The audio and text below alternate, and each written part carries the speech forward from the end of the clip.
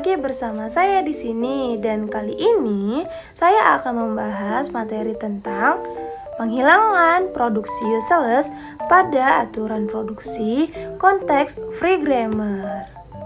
Oke teman-teman, sebelum kita masuk ke dalam contoh penghilangan produksi useless, kita harus mengetahui apa sih definisi dari penghilangan produksi useless.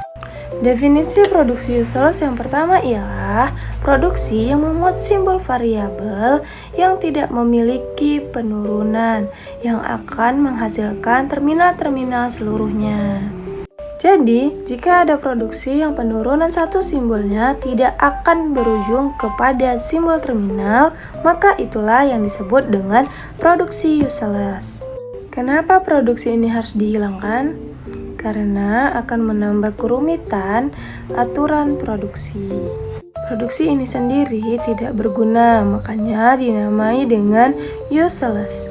Karena bila diturunkan tidak akan pernah selesai.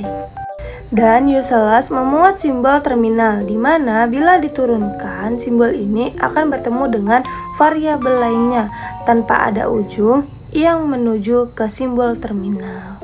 Definisi produksi useless yang kedua adalah produksi yang tidak akan pernah dicapai dengan penurunan apapun dari simbol awal.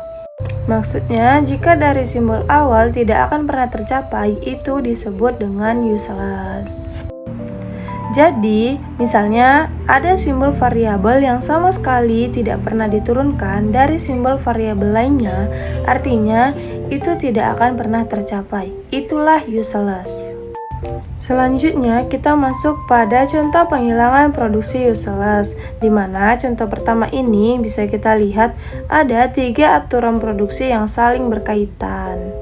Nah, jadi jika kita perhatikan, S menghasilkan A kecil, S besar, A kecil, atau A besar, B kecil, D kecil, atau B besar, D kecil, E kecil.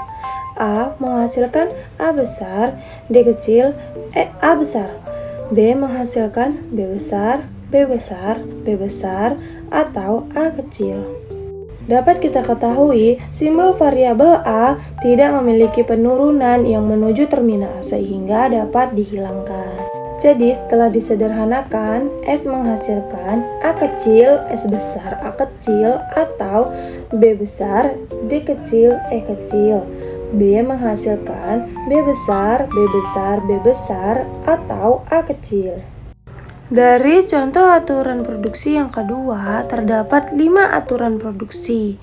Yang pertama, S menghasilkan A besar, A kecil, atau B besar. A menghasilkan A kecil, B kecil, atau D besar. B menghasilkan B kecil atau E besar. C menghasilkan B kecil, B kecil, E menghasilkan A kecil, E besar, A kecil.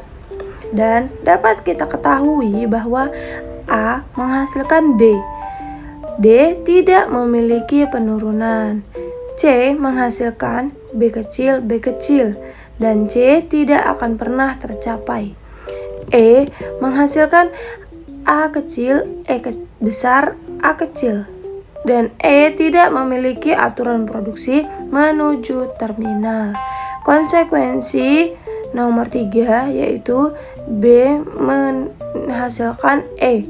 Simbol variabel E tidak memiliki penurunan. Nah, setelah disederhanakan, maka hasilnya menjadi S menghasilkan A besar, A kecil, atau B besar.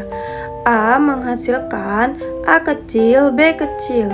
B menghasilkan B kecil. Di contoh ketiga, terdapat 5 aturan produksi. Yang pertama, S menghasilkan A kecil, A besar, B kecil, atau C kecil, E besar, B besar. Yang kedua, A menghasilkan D kecil, B besar, E besar, atau E kecil, C besar. B menghasilkan F kecil, F kecil. C menghasilkan A kecil, E kecil. D menghasilkan H kecil. Dan dapat kita ketahui bahwa S menghasilkan C kecil, E besar, B besar. A menghasilkan D kecil, B besar, E besar. Di mana E tidak memiliki penurunan. Yang kedua, D menghasilkan H. D tidak akan pernah tercapai. Yang ketiga, B menghasilkan F kecil, F kecil. Konsekuensi nomor 1, di mana B tidak akan pernah tercapai. Setelah disederhanakan, hasilnya menjadi S menghasilkan A kecil, A besar, B kecil. A menghasilkan E kecil, C besar. C menghasilkan A kecil, E kecil.